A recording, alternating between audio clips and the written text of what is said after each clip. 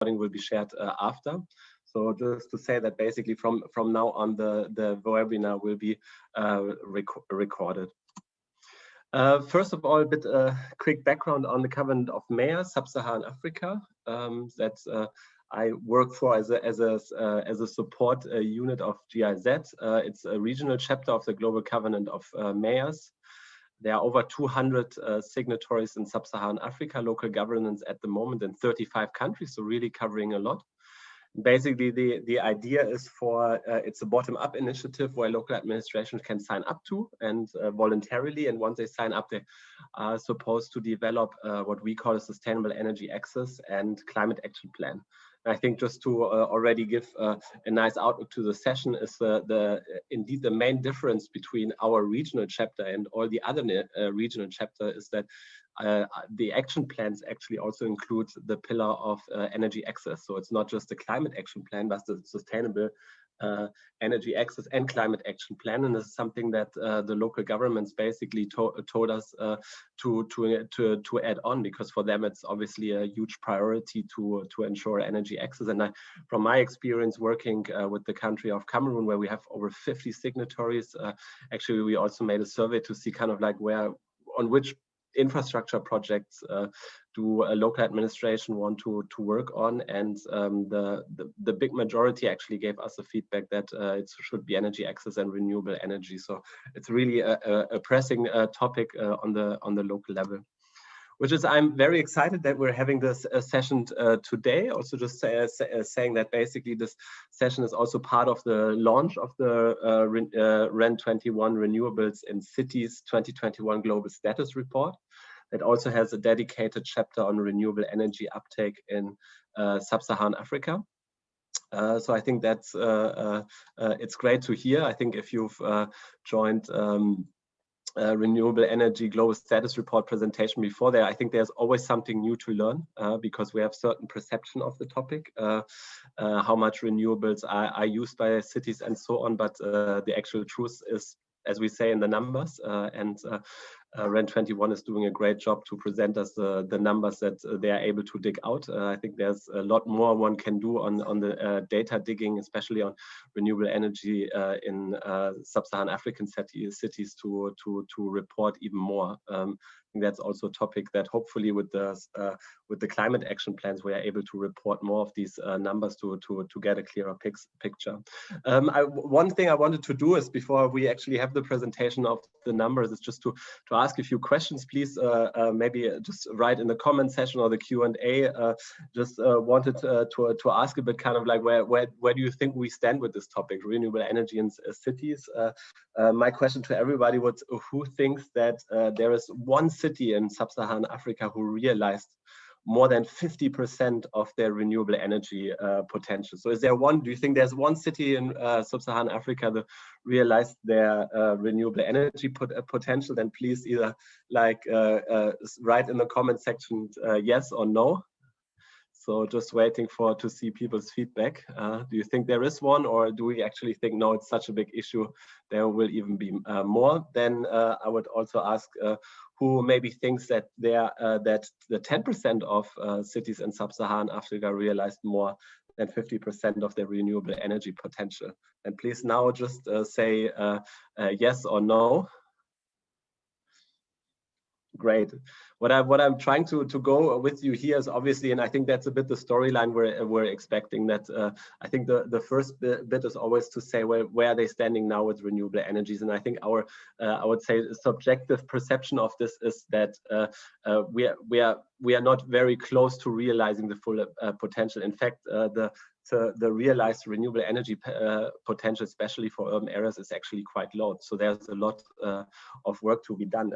My second question is also, please just write in the comment section, is who thinks that energy demand in urban areas in Sub-Saharan Africa could be met by 80% with renewable energy? So who thinks like that actually, taking a longer term view, 80% of renewable could be responsible for for the energy, provide support for the energy demand in urban areas in Sub-Saharan Africa. So just comment, do you think that's realistic? That's not realistic? I would also ask the same question to say, maybe who thinks that it's even possible for more than 90%? Yeah, so more than 90% of renewable energy that is providing the power to urban areas in Sub-Saharan Africa. Who thinks that it's even more than that? Just give you a second. Perfect. I think that's for me the second bit of the information. On the one hand, you see what is the current situation, and then I think the more optimistic outlook that we're having is if we really think, if you look at the solar potential, the wind potential, the bioenergy potential, that there's actually a huge majority of this energy demand that could be met by renewable energy. So it is possible. Technically, it's possible. It's often also the first option. To go with renewable energies. We just have to find a way how to get there, and I think that's it's very interesting for us to hear from the status report, where are we standing now, where might be the potential in the future, and I think what are our stumbling blocks in terms of the policies, the financing, and so on. Before I give the floor to our first presenter, just maybe the last thing is just to guide you through the session today. I've just made a quick introduction to the session. We will then have 3 speakers after my introduction. So the first thing is we will have a presentation or a scene setter by Rana Adib, who is the Executive Director of REN21, who will basically give us an overview of the renewable uptake in cities with a bit of a focus on Sub-Saharan Africa. Then we have 2 interventions, one by Joy Nana, who is the Senior Project Coordinator of Sustainable Energy Africa, and one by Professor Akbati, who is a professor at the University of Lomé, who are basically able to provide us a bit of hands-on experiences in cities in Sub-Saharan Africa to basically complement a bit the overall picture that Rana will give us just in a minute. After the presentation, so that's why I said please ask your questions in the Q&A section. We will have a bit of a 20-minute interactive discussion where we use your questions also to basically to challenge the speaker a bit, to give us a bit more background, and then in the end I will just give a small outlook of 5 minutes. As I said, so I would basically here leave my presentation and give the floor to Rana Adib, who's working for the Renewable Energy Policy Network for the 21st century.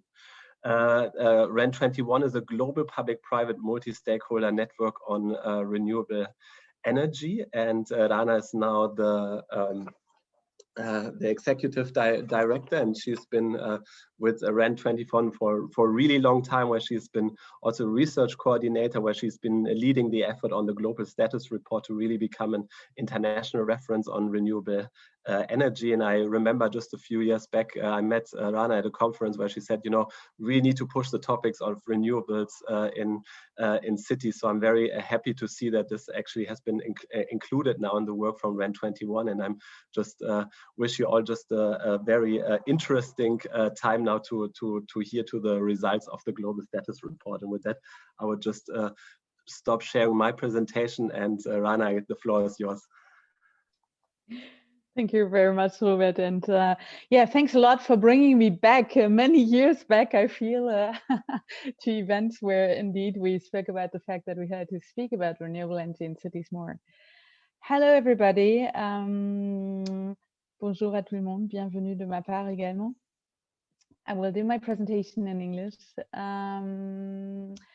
I'm very excited that we have this event, not only because it's an opportunity to present basically the Renewables in Cities Global States Report and have a stronger discussion and debate about this topic, but in particular because we have this regional event together with many partners who have participated basically also in making this possible, to have a deep dive into Africa, because we clearly see that renewable energy is a major opportunity here to reach the urban agenda. And so I'm very much looking forward to the discussions. I would also like to clearly thank the Covenant of Mayors, Sub-Saharan Africa, for their support to the Renewable Cities Global Status Reports, but also for organizing the event. So I'm going to share my screen now. And I hope this works. Could I have a feedback whether you can see it? I think from my side, I see it. Okay, excellent. Good. So Robert has already mentioned who we are, but I think what I would really like to underline, and the reason why I think it's good to underline it, is that I'm also inviting you to join. REN21 is a global community of players from science and academia, NGOs, governments at all government levels, and industry. And we are working together to make the shift to renewable energy happen now globally, but clearly accounting for the fact that the realities of all these players are very different. What is interesting about this community is that it really allows us to build upon a decentralized intelligence, and the Renewables and Cities Global Status Report is clearly building on basically this expertise. Excuse me, cannot move my slides now. The Renewables and Cities 2021 Global States Report is the second edition of a process we have started developing at REN21, and which is the only global stock taking of cities' energy transition efforts worldwide. We heard that there was a lot of tracking already of what is happening on the carbon side. There are reporting mechanisms in place, but we also see that renewable energy plays a particular role here. So to really see what is happening on that front is very important. In the report, you'll find information on trends on the policy side, on the markets, investment, community energy, and also many case studies. And this year we have this specific regional feature on what is happening in renewable energy in cities in Sub-Saharan Africa. So I clearly invite all of you to visit the report page so that you can learn more about this, because 10 minutes will not be enough for doing this. And I would also like to mention that beginning of April, we will have a microsite which will be launched, where you will also be able to access the information in French. Why do we look into renewable energy in cities? I think there's very clearly globally one reason that cities are high impact areas. 55% of the global population lives in cities. In Africa, it's rather 40%, but still significantly high. They are consuming 3/4 of the global energy consumed and are responsible for 75% of the CO2 emissions. Again, this is globally. The reality is also that cities are highly vulnerable to climate change impacts. And I think this is clearly something which is more important also from the Sub-Saharan perspective too. 90% of cities are living in coastal areas, along coastal areas, and building up basically resilient infrastructure and resilient energy infrastructure is one of the big priorities. So renewable plays a role here. What we also see when we're looking at the advancements of renewable energy, there has been very significant advancement, in particular in the power sector. So with the result that globally there's a share of 26.4% in the power sector is renewables. The reality, however, is that we're using over 80% for heating and cooling in buildings and in industry, and for transportation. And here, unfortunately, renewable uptake is really stagnating. So you see the shares at 10.1 and 3.3%. Now, this is the global energy story, I guess. What is a very important message, I think, to carry is that renewable energy, however, is not only technology. It's not about the energy transition only. It's about much, much more. And I think that is clearly something which is reflected in the way cities speak about renewable energy and the relevance renewable energy has for them. Here, it's very much about air pollution and as a result, a healthy environment. It's clearly also about climate change mitigation and adaptation, but it's very much about local economic development, possibilities for income generation, but also job creation. And And from the municipality side, clearly also reducing expenses and managing costs. And in the context of Sub-Saharan Africa, but many other developing regions too, renewable energy plays a key role in improving energy access and poverty elevation. And I think Joelle is going to detail this a bit more on the Sub-Saharan context. So from my side, I will mainly focus basically on the global part, because you will learn from our experts much more about this. Now, what is, I think, a really encouraging message, especially when we compare the 2021 results also to our first edition of the Renewables and Cities report, is that cities clearly recognize renewable energy as an opportunity to meet global goals, but also, and in particular, urban goals. Over 1,300 cities had a renewable energy target or policy, and this means that 1 billion people live in cities with such engagement, which is more or less 25% of the urban population. We have identified many different ways for cities to engage in the renewable energy route. There might be dedicated specific renewable targets, but what we also see is that there is net zero commitments, and I think this has been mentioned in the introduction. These commitments exist and the plans exist, so renewable energy play a key role. It's a mean to reach these plans. There are also cities that have clearly recognized that it's not only about moving to renewable energy, but moving away from fossil fuel. And then something to clearly underline is that many cities globally have declared climate emergency. And this is indicating that renewable energy here also is a topic that is linked to citizens' involvement, because community energy is clearly a possibility to offer alternatives to the existing energy governance, which is rather centralized. So some data, more than 830 cities in 72 countries have renewable energy targets. You clearly see a concentration here in North America and in Europe. And still there are 19 Sub-Saharan African cities that have an engagement here and have such a target. What we observe here is that often the targets in cities are more ambitious, so either with a higher share or reached earlier, but they are also broader. So they are not only focusing on the power sector, but might also be focusing on the building sector and on transport. What is really interesting is to also have a look how, and the picture is a bit different here, because you see that in particular in Asia and in Latin America, there is a stronger engagement in this route when we're looking at the city level net zero targets.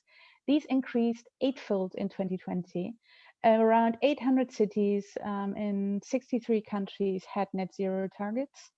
And what we see is that it clearly underlined that the discussion on renewable energy in cities is very much in the context of emissions and local emissions. So air pollution is clearly a big driver in Asia and Latin America, for instance, where transport, traffic, congestions has a major impact on the quality of life. The first step when we're looking at how do cities engage, because it's not only about the targets, but how do we reach these targets? What plans are being put in place to really implement and foster renewable energy? A first step, which is, I think, seen globally, is to lead by example. So moving to renewable energy for municipal operations. And there are many, many opportunities to do that. So procurement of renewable energy, but also, and this is what is really interesting and is a major opportunity linked to the specific technology of renewables, which is decentralized, is the possibility of developing on-site renewable energy generation. In Sub-Saharan Africa, this clearly is of a major interest for cities and city players, because it allows to increase the access to reliable renewable energy, reliable electricity and energy supply. There is community project, they work with utilities. And what is interesting is this shift away from supply, which is normally handled in a centralized way at the national government level, to a more decentralized energy systems and an energy governance where cities can clearly play a role. Now, cities do not only look into renewables for their own operations, but they also encourage other players in the city space to engage. And I think that's something which is really important to mention. Cities really use their regulatory power to advance renewables. And you'll see it here. We have 32 countries in Sub-Saharan Africa that have regulatory policies, 3 that have tax incentives, and 3 that have an enabling framework. So this is nothing which is only valid for regions in the Northern Hemisphere. Here it's about there are probably 2 different approaches. One is to incentivize the use. The other one is clearly having obligations. One thing to mention here is that obviously the national frameworks do have a major impact on the possibilities cities can have. But throughout the report and the experiences we looked at, cities have a real creativity to still move their renewable energy activities and commitments forward. And on the right side, you really see that the cities do not only engage in the power sector, but also look into heating and cooling, power and heating, cooling and buildings. And I think this is something which is the building density of cities is huge. And developing in parallel to this, especially with growing cities also, the energy infrastructure is fundamental. So this plays a big role, and transferred obviously the move to a certain electrification. And now here you see the cars, but typically 2-wheelers and 3-wheelers are extremely important to mention in the sub-Saharan context too, allow for a good integration of renewable energy. I will jump over this slide just as a matter of time and come to barriers to city action. It's very clear the commitment is there.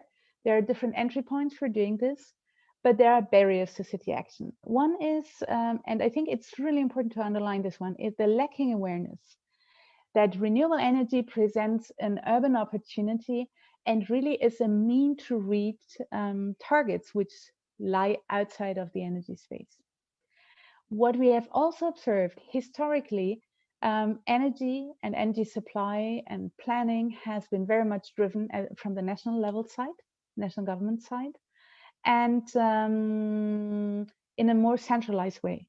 So renewable energy brings in a new reality, which really leads to a paradigm shift, which needs to happen in our brains, I'd say. And cities may, as a result, since there is such a shift which is required, not always recognize the key role they have and have to play in driving energy, renewable energy. And it's also a reality that national governments may not consider the role cities have. So this is one aspect. The other one is very clearly, and I think it's a big aspect in Sub-Saharan Africa, the lacking legislative power. As one part, but also the access to resources. And I think like networks like the Covenant of Mayors, but also ICLE or C40 and many others, also regional ones, is an entry point to basically address these capacity constraints to some extent. Another one which is fundamental is really the lacking financial resources, but also the lacking access to financial markets. And conflicting policies and priorities. So when we are looking into some sectors that are highly dependent on fossil fuels, even though the cities might move in the direction of developing to renewable energy, the fact that there is, for instance, fossil fuel subsidies, severe fossil fuel subsidies existing at the national level will really have a negative impact on cities' engagement.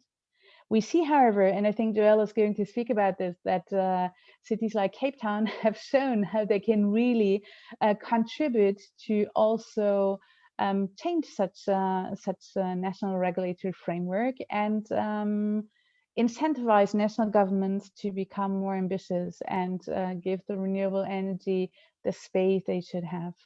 It has been mentioned by Robert, lacking data is really important. We need good data to inform decisions.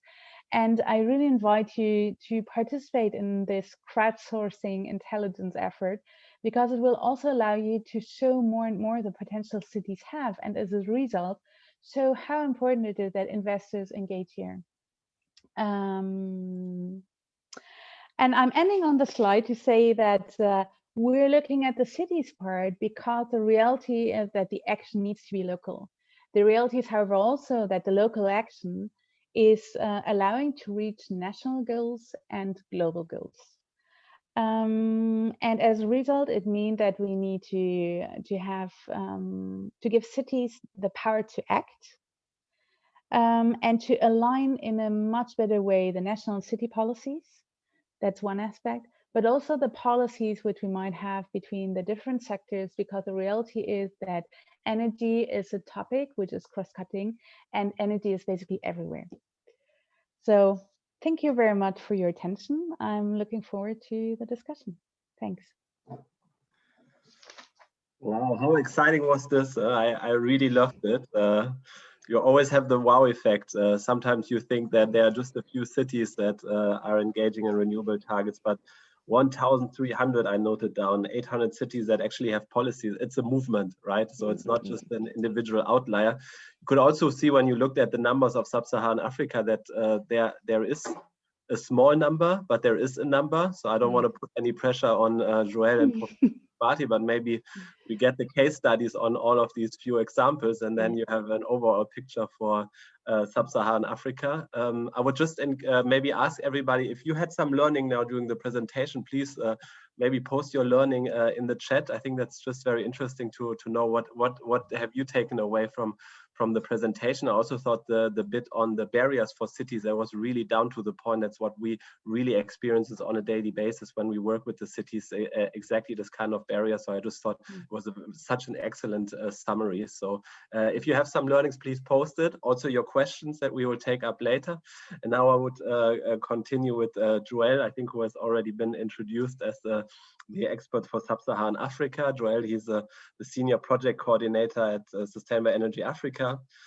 He would describe himself as a data-driven and insightful energy modeler, and I would say so as well. If Joël is just, his eyes sparkle when he talks about data, and he has really supported a lot of cities in different Sub-Saharan African countries to develop their sustainable energy access plan, to do the energy planning. So I think he's really somebody who's able to give us a good insight on what's happening in Sub-Saharan Africa, and sharing some of the experiences he is having. Joël, we're very happy to have you. So the floor is yours. Thanks, Robert. Just making sure you can hear me. Is it all good? All good. All right. Thanks, Robert. And it was also a pleasure for me at sea and my colleague Yashika. I'm not sure if she's a participant here. We had the pleasure to write this, to co-author this, the chapter on the status of renewables in Sub-Saharan African cities. So I'm actually going to build on Rana's presentation, and thanks for setting the scene, Rana. I might repeat some points there, but I'll make sure not to dwell much on those. So I thought, right. So I thought it would be interesting, like Robert, you said, to take you through the data, but here I'm not going to delve too much into the data itself. I just want to show a picture of how energy is being used in selected Sub-Saharan African cities across different sectors, what drives this energy. And then the key question for me would be, since we're talking about renewable, looking at that picture, what's the role for renewable energy there? And then I'm also going to conclude with the barriers and opportunities, probably repeating a bit of what Rana said, but more speaking to the opportunities. So let's get into that. So here you have a graph about these energy consumption profiles of 5 Sub-Saharan African cities. They are not randomly selected. They were selected because they're kind of representing the 4 regions of Sub-Saharan Africa, and also because they are varying the varying sizes and economic type. So you see that Cape Town is obviously the outlier. It consumes like almost 2 times the amount of energy than all the 4 other cities.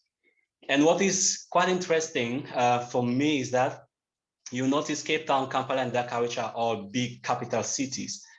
The transport sector represents quite a big share of their energy consumption profiles.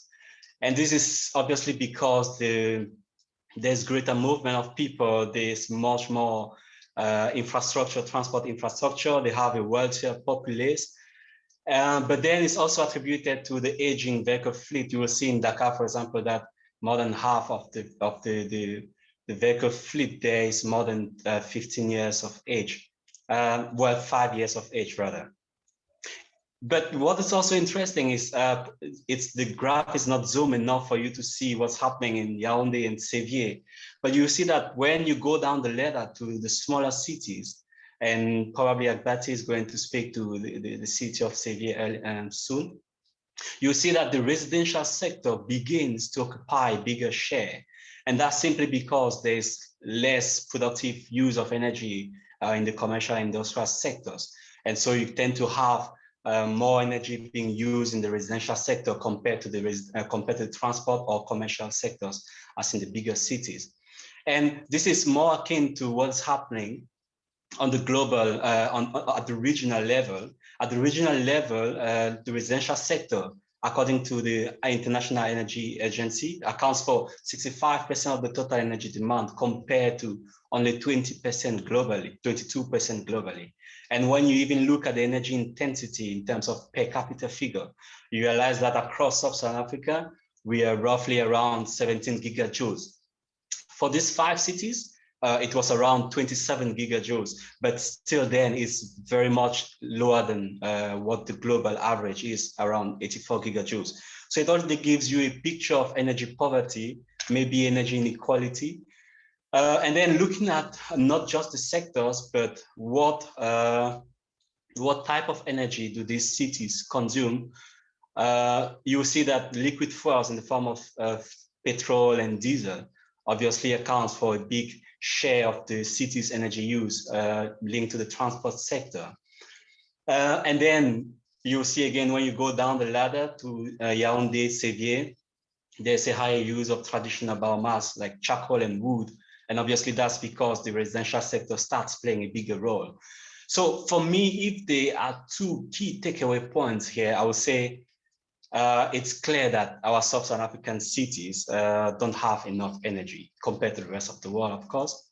They need much more energy. They need, and they need it right now. And if there's a specific thing that this energy needs to do, it's obviously to power the commercial and industrial sectors, because we know from history that the economy the development of the economy is very linked to the commercial and industrial sector. So in order to claim to foster or develop our urban economies, we need to power these crucial sectors. And so what is the role of renewable energy then? Looking at this situation or looking at this problematic, what's the role of energy? And Rana already spoke to that. I'm not going to speak to what renewable energy can play, but I'm going to show you the example of Cape Town. So in South Africa, it's not just back in the days, but till today, we're still experiencing some load shedding, which means we have these frequent power interruptions. And of course, this badly affects the South Africa's economy. And because of this, and linked also to the fact that the prices of solar PV has been plummeting over the years, seriously. So there's been a very steep increase in solar PV installations across South Africa and also in Cape Town. But then in 2016, when South Africa didn't even have any standard for solar PV installation, so people could install anyhow without any regulation. So South Africa, Cape Town, the city of Cape Town, decided to be ahead of the game, to go ahead and propose a publication, to propose a guideline to the various installers within the city of Cape Town. So the guideline they published in 2016 was around promoting the safe and legal installations of solar PV or distributed renewables. On top of that, they also put in place application processes. They put in place the feed-in tariffs. They put in place commissioning practices, like a whole bunch of a whole resource pack that was available not only to the customers, but also to the installers. So this really gave the customers and the installers an idea of what the city wants in terms of quality, in terms of capacity on the grid, and so on. And so that model has been replicated so far with my organization, Sustainable Energy Africa, and GIZ support through the South African German energy program. And through that program, we've been able to replicate this kind of model. And today, as of last year, actually, we count 56 municipalities, South African municipalities in the whole of South Africa, that have adopted these similar guidelines and have put in place processes for customers to register their PV and for installers to follow those specific guidelines. And today, South Africa, of course, boasts of the highest concentration of embedded solar generation or distributed renewables on its territory. And Cape Town is one of those. Another quick example of Kampala, like you saw, transport sector in Kampala and the bigger cities plays a big role. And this is not just because of the aging fleet, but also because in Kampala you have this informal vending on the roadside and a lot of passenger trip that happens through these inefficient vehicles like the bodas. And so the city acknowledged the problem of the transport sector. And you will see even in the city's climate action strategy and even the various strategies actually promulgated by the city, you will see that the transport sector occupies a key role there. And what was interesting for me is how the city decided to build on this public-private partnership that Rana talked of earlier with Bodawek, with the startups like Bodawek and Zembo, and allow or create the enabling condition for the city to allow electric motorbikes to be on its road. So as of last year, there were about 200 new retrofitted electric motorcycles. And remember, in Uganda in general, the electricity mostly comes from the grid. So which means having electric motorcycles which are going to charge from this purely mostly renewable electricity is such an added advantage, not just in terms of energy savings, but also in terms of emission reduction. And I wouldn't speak to these figures, Rana spoke about it, but then just mention that this is thanks to this data, these figures that you saw, the uptake of renewable energy targets in these various Sub-Saharan African cities is thanks to some pioneering initiatives like the SAM said back in 2014, the CoM SSA, that's really spreading all across Sub-Saharan Africa now, the C40 Climate Action Planning Africa program, and various other work by MSOs and others. So we're really thankful for these various initiatives that have helped the cities to put in place these renewable energy targets.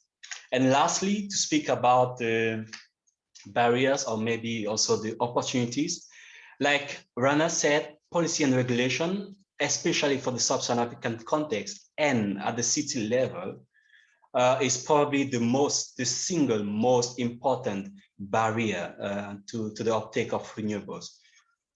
We know that our cities don't usually have mandates across most of the sectors.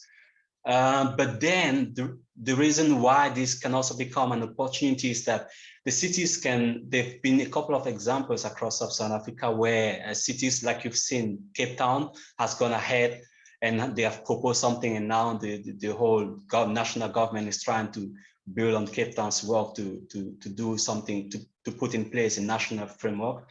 But we've also had other cities that have, like Accra, for example, in Ghana, where they've decided, since the city has the mandate to issue building permits, they said we're going to put this requirement that whenever a property developer comes with the request for a building permit, if there is some amount of renewable, like solar water heaters or solar PV on the building, then they're going to fast track that building permit. So it's a way to incentivize renewable energy uptake at the building level. Another barrier, of course, is the access to financial markets. Like we know, our city government mostly depend on the national government through financial transfer and so on. So they usually have limited capacity to raise funds. But then there've also been some interesting pilot projects led by cities where they were able to demonstrate through a project. There's a specific one in Mokoloki, Nigeria, where the city leads a particular project, and then because it's successful, it's proven the business case, then it attracts sufficient funding for upscaling. And then, of course, again, there's the data. We know there's usually scarce data at our city level because of capacity constraints and so on. But then the cities can also play key roles. Still, there's an interesting case study in Senegal, Dakar, and even in Nigeria again, where the city can play this facilitating role between the developer, it could be a mini grid developer or whatsoever, between the developer and the community, where they can access the data, like in terms of how many potential customers do we have within our municipality, what's the energy consumption pattern or electricity consumption pattern, who is more willing to pay. So this actually provides critical data to the developers for project level decisions, which can also become an opportunity for renewable energy uptake. And lastly, there's the internal capacity. We won't emphasize enough the need to build the capacity of our local governments. What CE has done over the years in South Africa specifically, which has somehow worked for us and for the cities here, is that we usually promote we usually ask or request for the cities to work as much as possible with the local organizations. Yes, Rana talked about the global initiatives, CoM SSA, C40, and so on. But we know for sure that there won't always be enough financial support or technical support to support these hundreds and even thousands of cities to do this kind of work. So the cities will kind of gain through working with these local organizations there that may have some skills around capacity building and energy and sustainability policy, governance, and so on, to help the cities put this kind of policies in place and build also the capacity of the city where there's none. And so with that, I think that was my last slide, and happy to take questions after and to delve a bit deeper in some of the case studies, should there be need to. Thanks, Robert. Over to you. Thanks, Joel. Also, super fascinating. I found just also the numbers you were presenting on the different cities that have been part of the covenant of Sub-Saharan Africa, and I think also the case studies you were giving, and I think that's what we see also on a daily work for us, even like with the best international experts. It's sometimes really so difficult to really identify the mandate of the city with regards to renewables and what they are able to do. And I think that's just, if you look at the successful case studies, you really see that the success of them is really that the city understood exactly their mandate, or they even sometimes found some loopholes in the regulations that they could use in order to push something forward, And I think that's the kind of innovation that needs to happen. And unfortunately, there are no two similar countries with regards to energy in Sub-Saharan Africa. So in the end, we will need a magnitude of innovation that needs to take place for the uptake. Now we're going to the last presentation by Professor Akbati. Professor Akbati is a doctor in energy engineering and energy efficiency. He was teaching at the University of Lomé. He's an expert in the development of energy and climate plans, and he's a specialist in bioenergy technology. for the city of Xevi. He co-led the study of the Sustainable Energy Access and Climate Action Plan, and helped its realization in the context of the Covenant of Mayors Sub-Saharan Africa. So Professor Akbati, if you start your video, and the floor is yours to present a bit of insight from Xevi and the work you've been doing this, and thanks for taking the time and taking the time to present. Okay. Thanks a lot. I'm really sorry, but I think now I'll go with my presentation in French. I hope it will be a problem for people to understand, as far as there are people to translate it. So if I have the go ahead, then I can go into French. Okay. It's okay. Pas de problème si tu veux parler en français.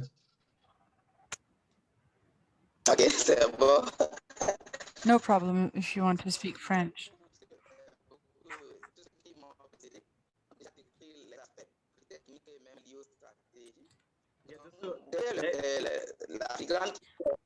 The interpreter cannot hear. The quality of the sound is really poor. Could you please stop your video and speak closer from the mic? Because the sound quality is very poor. Okay.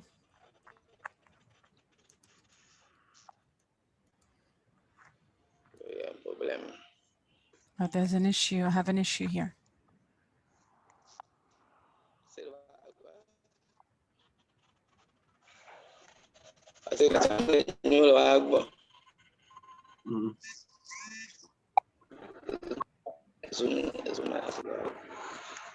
Resume là.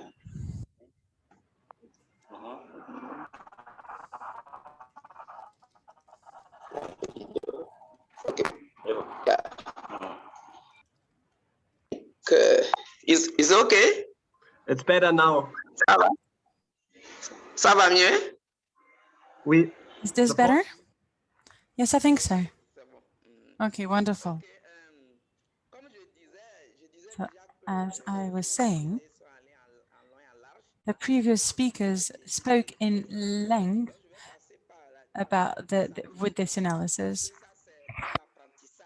So I'd like to focus on our experience with the city we worked on, and I'd like to draw the lessons of the city of Xevi.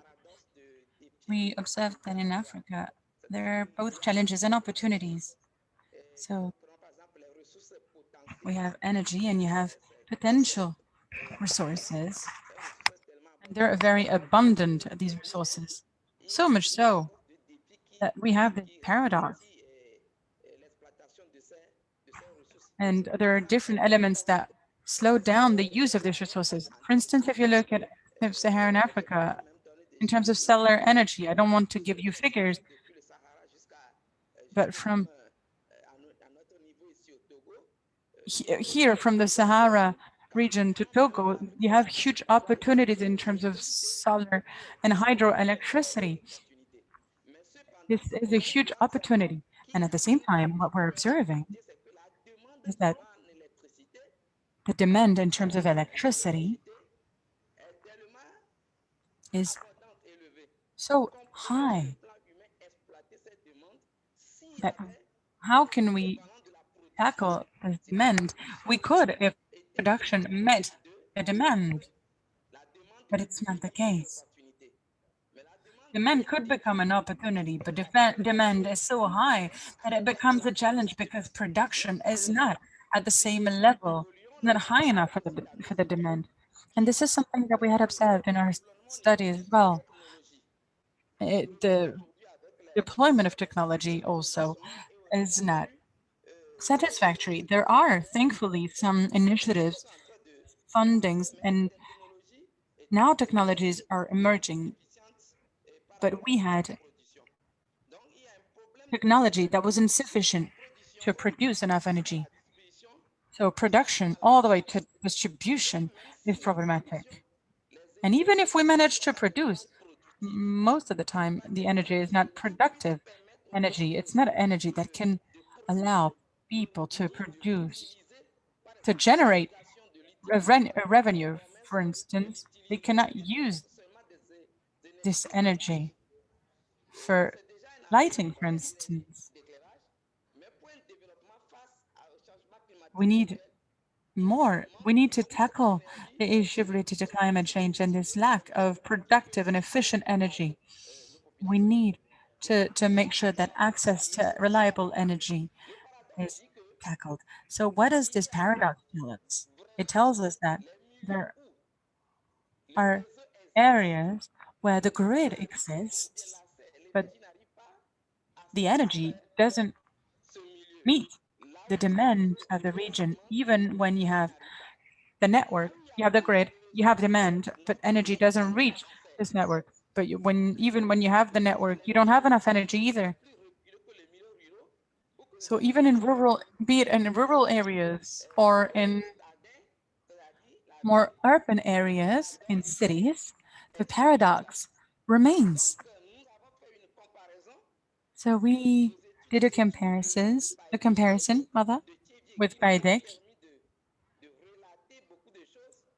which allowed us to draw many conclusions. And in Togo, we're lucky, by the way, because our electricity plan, the national plan,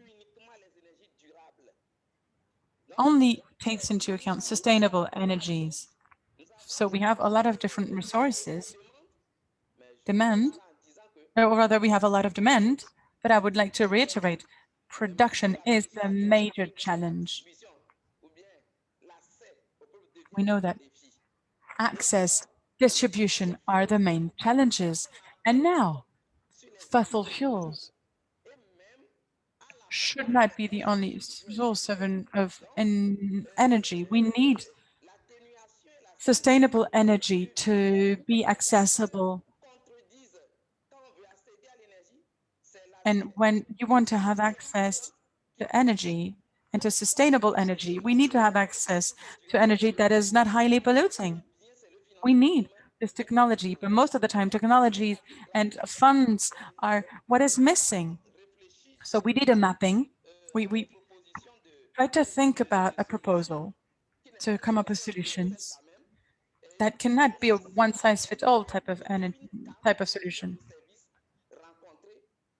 But we know, but this solution needs to take into account the demand of each household and of the industry to better assess demand and to adapt the technology.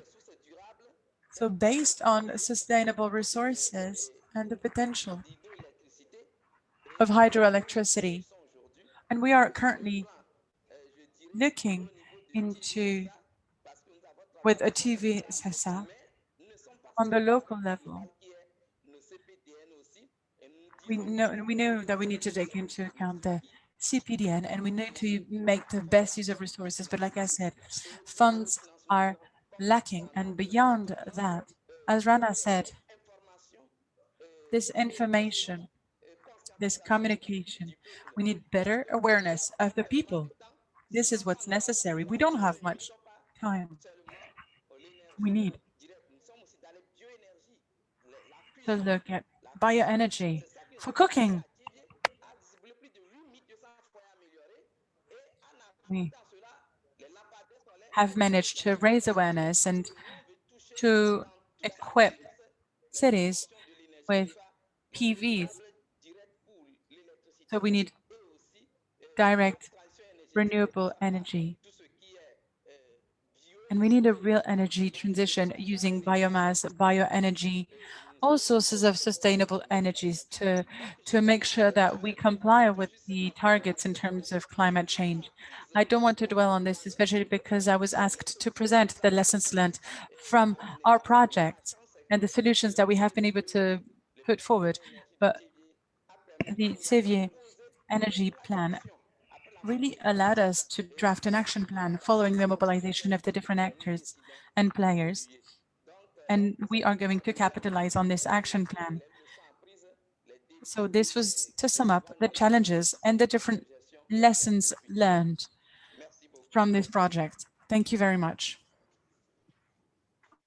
Thank you, Professor Akbati. I think that was just really, you know, as that also have been on the field, I think that was just like reflecting the situation locally like so well, that the demand is so high. Also what Joel was saying, that how much more energy is actually needed, that we need to have a paradigm shift. I also just thought that the kind of priorities that you were setting is exactly right. For me, it's energy projects. They are just in the second aspect, climate projects, but the first thing is always they are security projects, they are local economic development projects, and that is essentially what we see. And I think the need also to have solutions that are fit for purpose, for a household, for a district, for a city overall, and the different solutions that are needed. And I think one thing that you were mentioning is also the cooking, that we see that the traditional biomass, how much is it used, how can this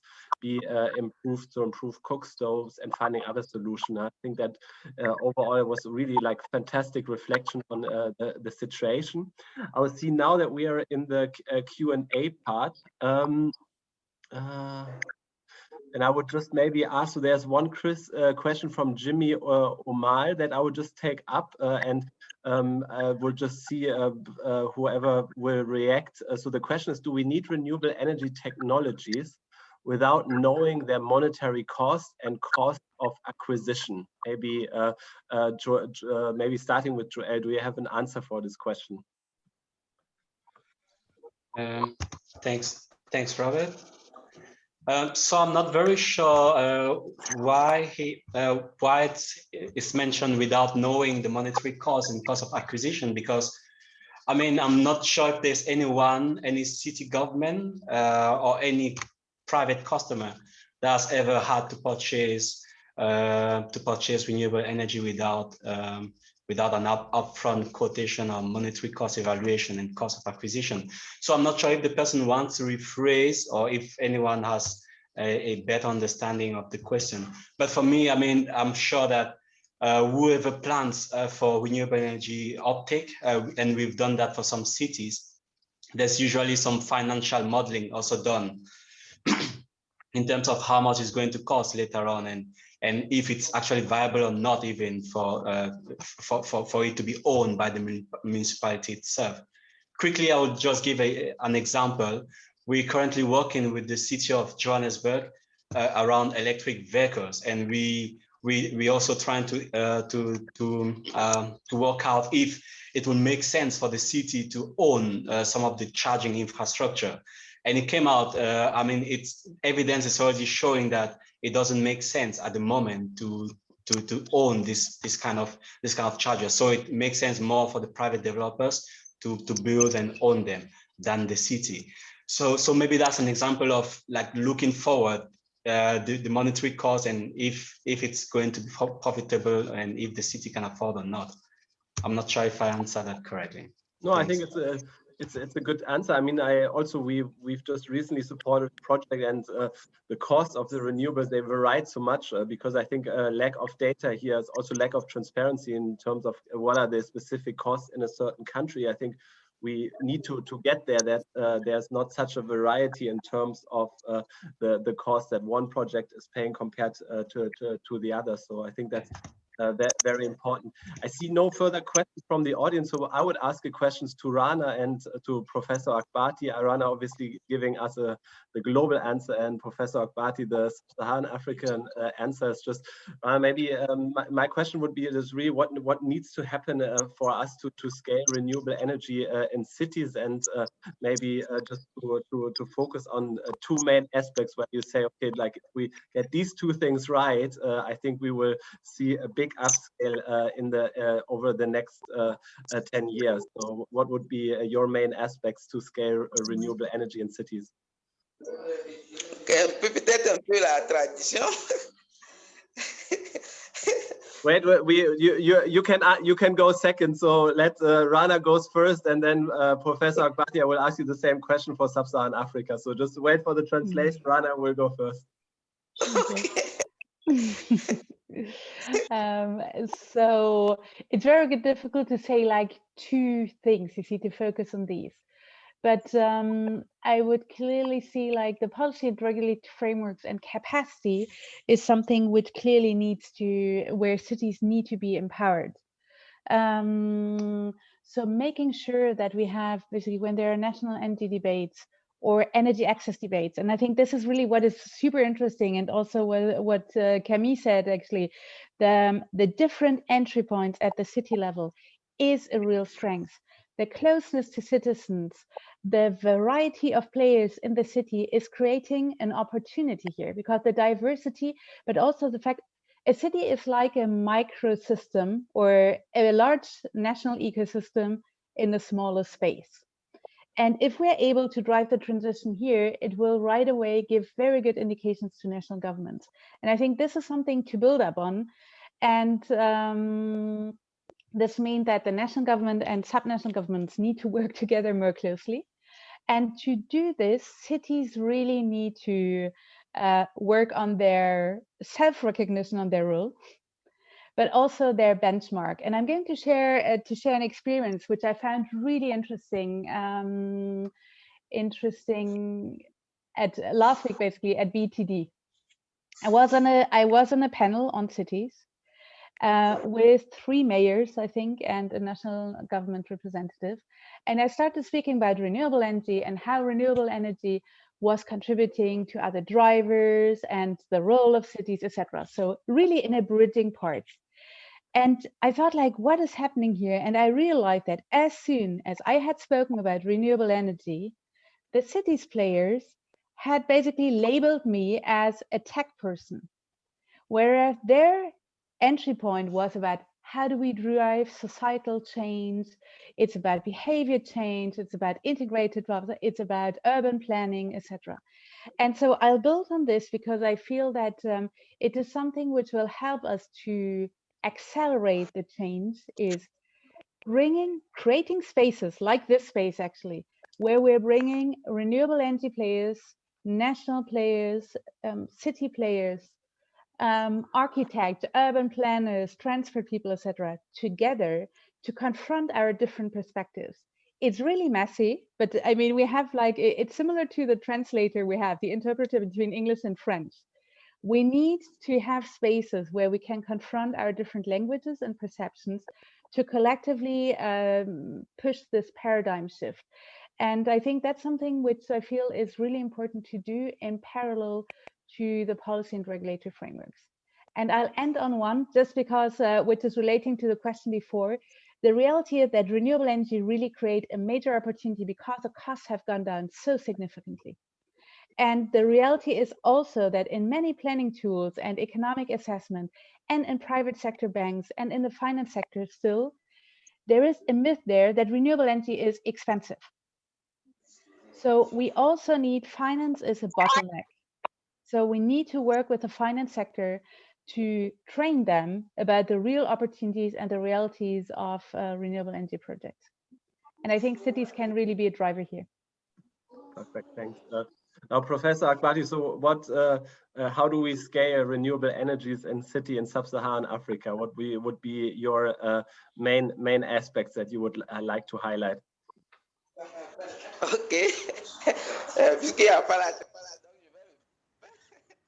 Thank you very much. So, for me,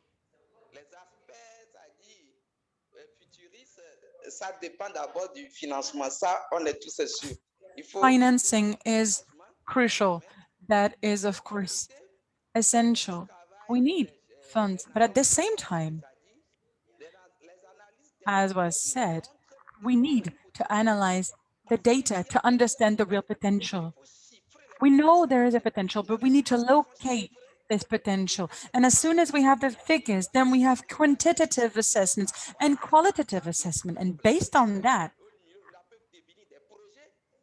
we can create projects, bankable projects, that can be then used in the action plans. And then such as, and that can be used by the CoM SSA, for instance, to direct different projects based on these 3 pillars, because energy is related to the other pillars of climate change.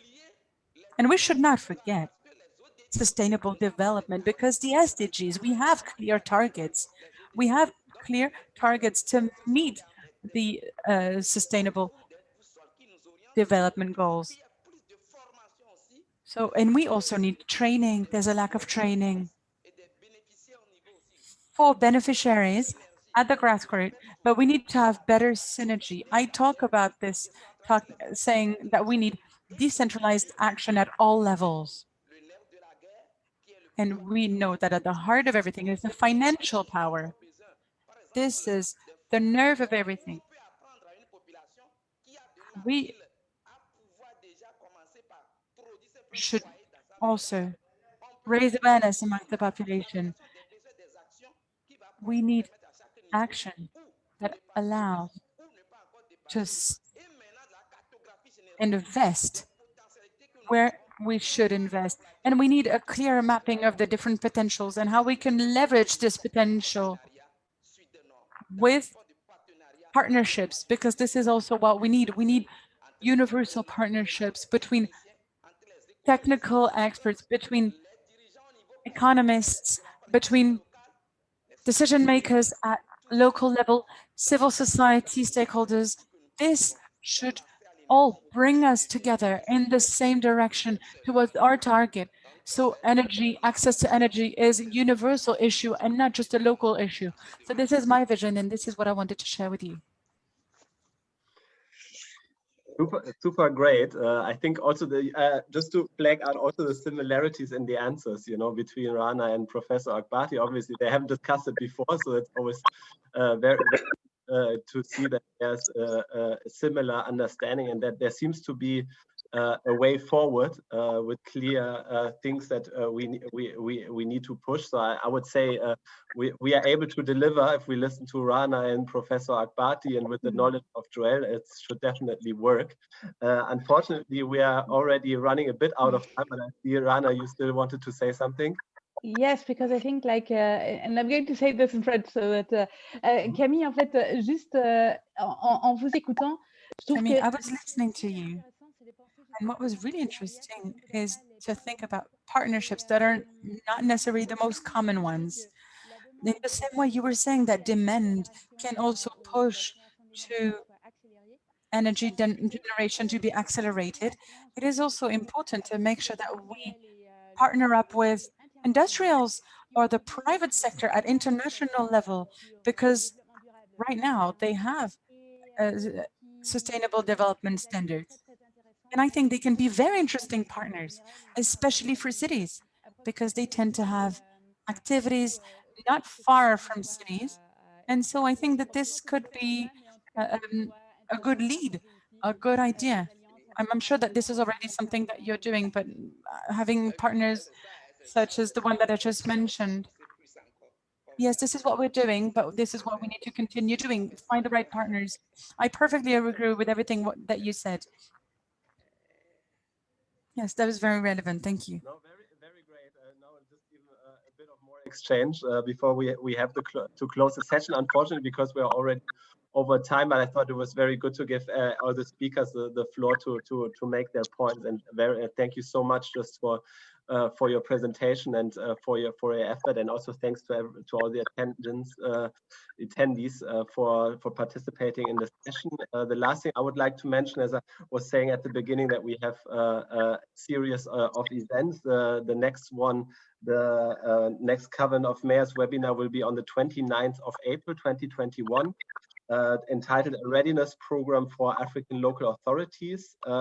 The webinar will be hosted by our Covenant of Mayors Sub-Saharan Africa partner, UC LTA. And with this, I thank you very much. I really hope that you learned a lot about the global picture, the picture in Sub-Saharan Africa, the way forwards, how can cities push this using their different mandates that they're having, and you take this with you, and you're part of this change on the local level. So with this, thank you very much. Thank you for REN21 for the presentation and the report. Please download it and have a look. There's even more information that will surprise you. So definitely big recommendation here. If you haven't done so, my last bit of information, please subscribe to the Government of Mayors Sub-Saharan Africa newsletter. And with this, I'm going to say goodbye to everybody and have a good day. Thank you very much.